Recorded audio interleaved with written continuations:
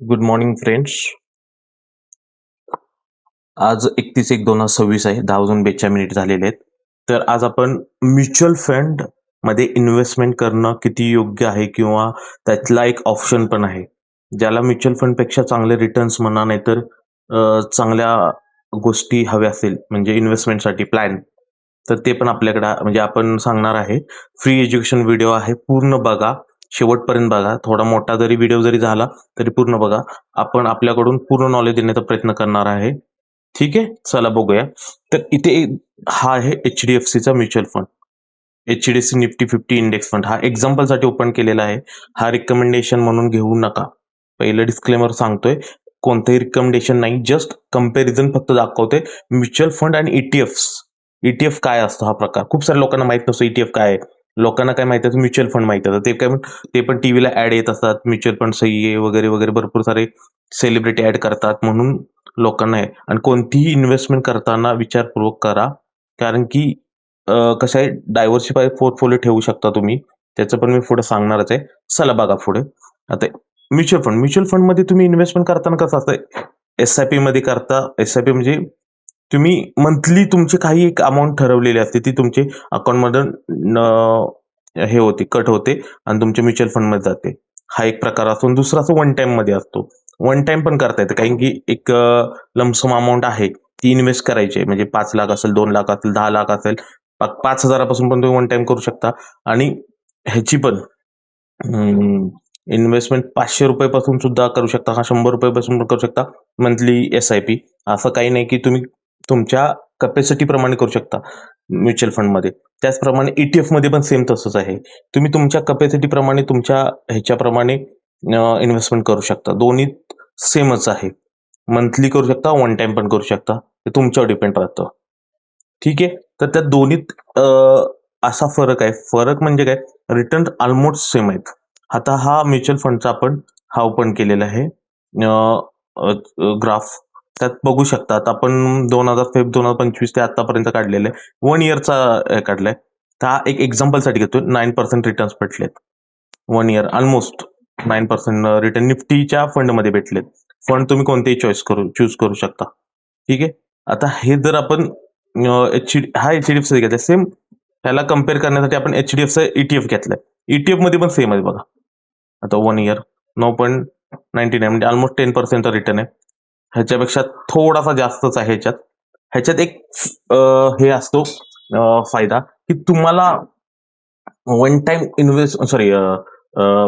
ETF मध्ये invest करताना तुमच्याकडे राईट्स राहतात, की तुम्ही इन्व्हेस्ट कधी करायचं. म्युच्युअल फंड मध्ये कसं, तुम्ही तो फंड तुमच्या अकाउंटमधून गेला तर डिडक्ट झाल्यानंतर तिथं फंड मॅनेजर तो इन्व्हेस्ट करत असतात. प्रत्येक ह्याला फंड मॅनेजर असतात.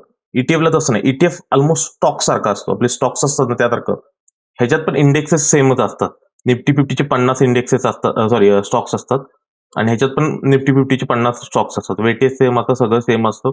फक्त ह्याच्यात फरक काय राहतो, की तुम्हाला तुमच्या फ्रीडम असं असतं, की तुम्ही कोणत्या टायमिंगला तुमच्या ह्याला तुम्ही इन्व्हेस्ट करायचा. आता तुम्ही आज समजा सपोज इथे मार्केट एक एक उदाहरण घेऊ आपण. 1 मंथ पहिलं इथे मार्केट डिपला गेले.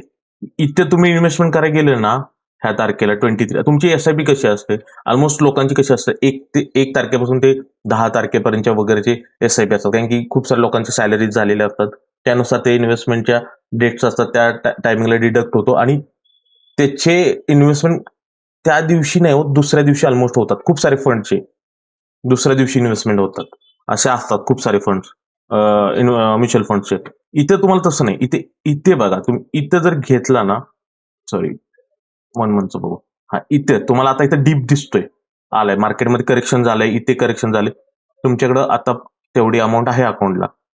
तुम्ही त्या डीपमध्ये बाय करा. ते कसे बाय करायचे, काय बाय करायचे ते पण सांगणार आहे. रिकमेंडेशन नाहीये, बट तुम्ही बघू शकता. त्याला काही असं अवघड नाही, कोणतं मोठं नॉलेज आणि हे नाहीये. थोडासा वेळ काढून फक्त तुम्हाला ह्या गोष्टी ट्रॅक कराव्या लागतात. आणि ह्याच्यात तुम्हाला रिटर्न चांगले भेटतात. आणि ह्याच्यात तुम्हाला दोन्हीत पण इन्व्हेस्टमेंट दोन्हीत पण सेफच आहे.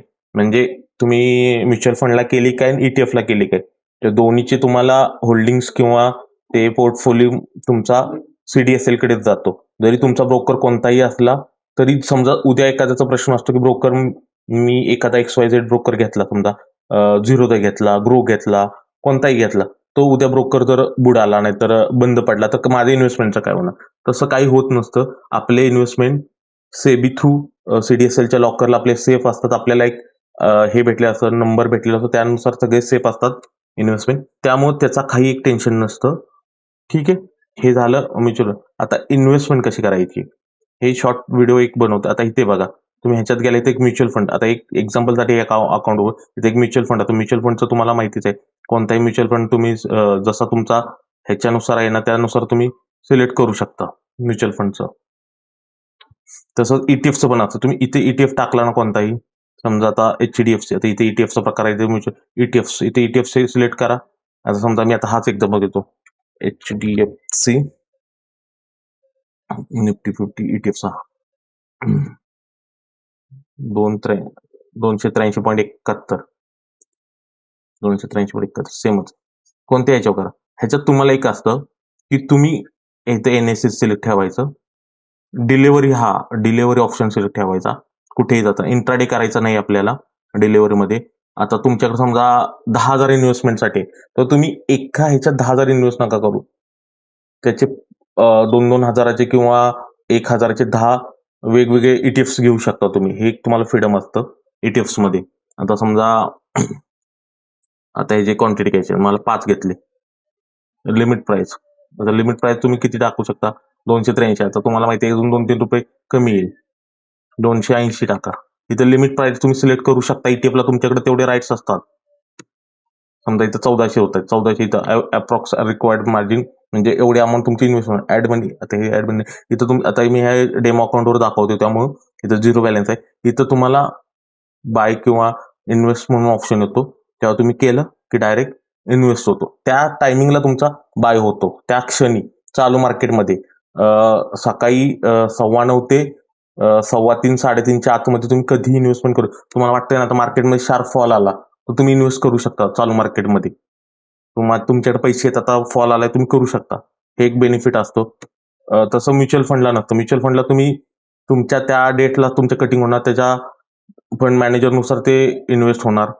हे असं असतं. इथं तुमच्याकडे ते राईट्स असतात. त्यामुळं ETFs खूप चांगला ऑप्शन आहे इन्व्हेस्टमेंटसाठी.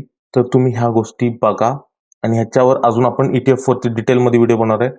ज्यांचे ह्याच्यात म्युच्युअल फंडमध्ये इन्व्हेस्टमेंट आहे त्याच्या व्यतिरिक्त कोणाला ETFs मध्ये करायचे असेल त्यात पण करू शकता. छोट्या अमाऊंटनं करू शकता.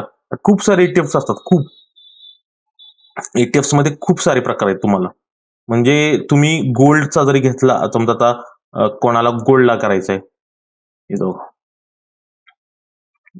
Gold ETF. आता गोल्ड हायलाय लोकांचं कसं गोल्डमध्ये आम्हाला करायचं. इथे गोल्डचे खूप सारे ऑप्शन येतात. तुम्हाला कोणत्या ह्याच्यात करायचं डिपेंड्स ऑन कंपनी. वेगवेगळ्या कंपनी वेगवेगळे आहेत. निप्पॉन आहे, ग्रो आहे, ICICI, झिरो आहे, भरपूर साऱ्या कंपन्या. आता मी निप्पॉनचं एक एक्झाम्पलसाठी करतो. गोल्ड बी ह्याच्यात 131 रुपये. म्हणजे एक तुम्हाला ETF घ्यायला 131 रुपये लागतात. जर तुमच्याकडे 500 रुपये असले तरी तुम्ही करू शकता. 131 रुपये असला तरी तुम्ही एक ETF घेऊ शकता.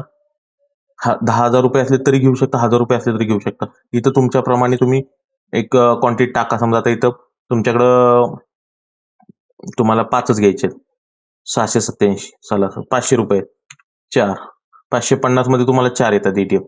137 नको, हा 131 आहे ना, आपण 130 ला बघू, 522 ला भेटतात. इथं तुम्ही लिमिट प्राइस सिलेक्ट करू शकता.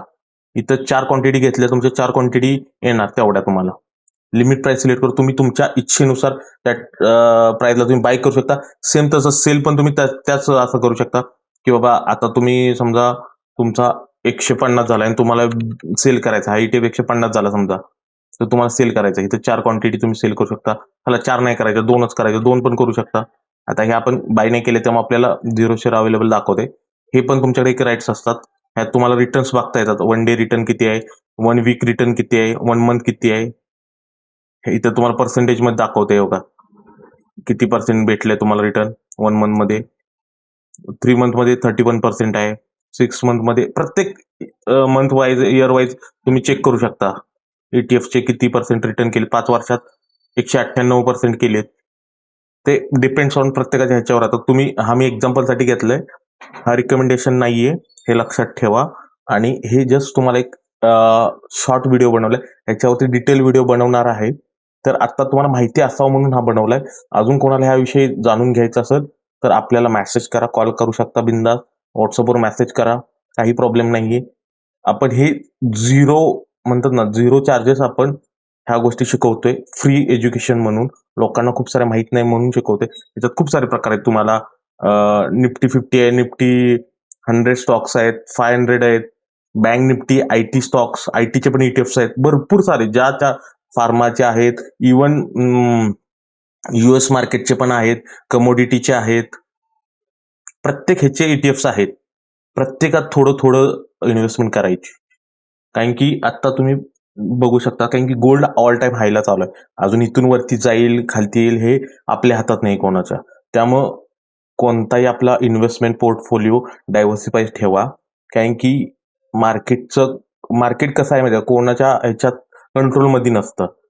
त्यामुळे कोणती गोष्ट, कोणतं काय होऊ शकतं आपण प्रेडिक्ट करू शकत नाही.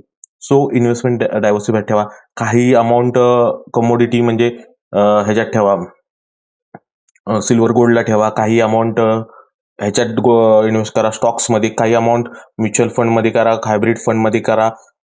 भरपूर सारे ऑप्शन आहेत. US मार्केटला करा, काही लोकांनी US मार्केटमध्ये इन्व्हेस्ट करायची इच्छा असते, US मार्केटमध्ये करा. खूप सारे ऑप्शन आहेत, त्यानुसार तुम्ही इन्व्हेस्टमेंट करा. काही प्रॉब्लेम येत असेल तर मला मेसेज, कॉल करा, आपण डिटेलमध्ये अजून सांगू. आणि ह्यावरती आपण एक चांगला एक डिटेल व्हिडिओ पण बनवू ETFs वरती. म्युच्युअल फंड ऑलमोस्ट लोकांना माहिती आहे की म्युच्युअल फंडला हे फंड मॅनेजर असतात. इथं तुम्ही स्वतःचे मालक असतात. तुमचे पैसे तुम्ही कुठे इन्व्हेस्ट करायचे ते तुमच्या हातात असतं. कोणत्या प्राइसला इन्व्हेस्ट करायचे, कोणत्या प्राइसला सेल करायचे ते तुमच्या हातात असतं. त्याच्यावर कोणाचाही कंट्रोल नाही. आणि तुम्हाला माहिती आहे, हा जर तुम्ही आता विड्रॉल करायचे समजा, हे शेअर्स कसं आपण विकतो, सेम तसं डायरेक्ट सेल दाबलं, डायरेक्ट आपल्या अकाउंटमध्ये पैसे येतात, तुम्ही विड्रॉल करून घेऊ शकता. संपला विषय. आता समजा तुम्हाला वाटतं हाय प्राईसला आहे आता गोल्डचा ETF तुम्हाला सेल करायचा, पटकन सेल बटन दाबलं, विदिन मिनिट सेकंडमध्ये सेल झाला. ते पैसे तुमच्या ह्याच्या ब्रोकरच्या अकाउंटवर येणार, तिथून तुम्ही विड्रॉल करू शकता. चालेल. खूप साधी सिंपल पद्धत आहे. म्युच्युअल फंड सारखं नाही. म्युच्युअल फंडला तुम्हाला इन्व्हेस्ट करा, म्हणजे तुमचं SIP होतं ते चांगलंच आहे. पण त्याच्याबरोबर हे पण तुम्ही करा, की हे पण सेम रिटर्न्स असतात, ऑलमोस्ट सेम. 99% सेम रिटर्न येतात. आता तुम्हाला हे कम्पेअर करून दाखवलं. हा म्युच्युअल फंड आहे HDFCचा, HDFC निफ्टी 50 इंडेक्स फंडचा. हा दाखवला तुम्हाला किती आहे, 13.90. आता हा किती आहे, आता ह्याला 5 इयर्स आहे. ओके, हा कधी चालू झालाय, ओके, त्याचा 5 इयरचा बघू. बघा 13% आहे 5 वर्षात ह्याला म्युच्युअल फंडला, आणि ते ETFsला 87% आहे. मग हा फरक राहतो. तुम्ही डीपमध्ये बाय करू शकता, इथे डीपमध्ये बाय करू शकता तुम्ही तुमच्या फ्रीडमनुसार. जिथं जिथं मार्केट करेक्ट होतं, सेल होतं, तिथं तुम्ही तुमच्या फ्रीडमनुसार ते अमाऊंट इन्व्हेस्ट करू शकता. त्यामुळे ह्या गोष्टी खूप विचारपूर्वक करा. काही प्रॉब्लेम असेल तर आपल्याला कॉन्टॅक्ट करा, आपण फ्री ऑफ कॉस्ट सजेशन करू. ठीक आहे. थँक्यू.